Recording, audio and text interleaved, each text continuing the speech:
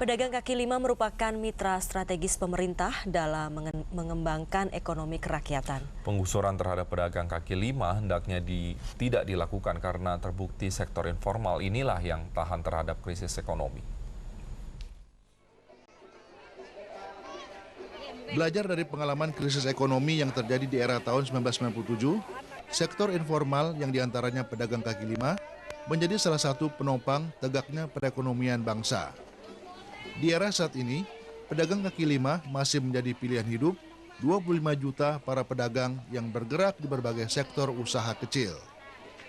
Ketika memperingati 19 tahun, Asosiasi Pedagang Kaki Lima Indonesia di Tugu Proklamasi Jakarta, Menteri Koperasi dan UKM Syarif Hasan menyatakan, pedagang kaki lima sebagai mitra pemerintah harus tertib dalam menjalankan usahanya, sehingga tidak perlu terjadi penggusuran. Pemerintah telah memberikan stimulan anggaran dalam bentuk kredit usaha rakyat yang dapat dimanfaatkan pedagang kaki lima dalam mengembangkan usahanya. PKL itu mitra pemerintah, ya.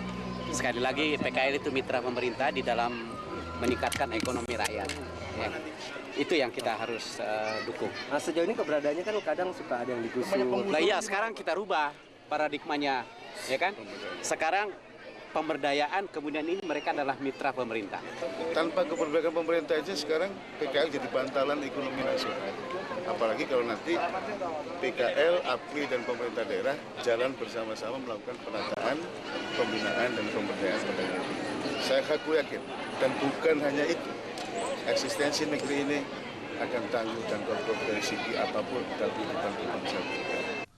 Ketua Umum Asosiasi Pedagang Kaki Lima Indonesia, Ali Mahsun, mengharapkan pemerintah secepatnya mengeluarkan peraturan presiden mengenai kesempatan usaha pedagang kaki lima sehingga terdapat aturan yang jelas keberadaan sektor informal tersebut.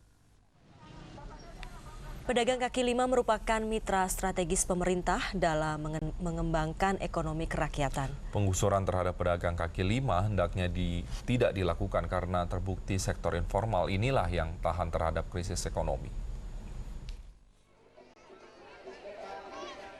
Belajar dari pengalaman krisis ekonomi yang terjadi di era tahun 1997, sektor informal yang diantaranya pedagang kaki lima menjadi salah satu penopang tegaknya perekonomian bangsa.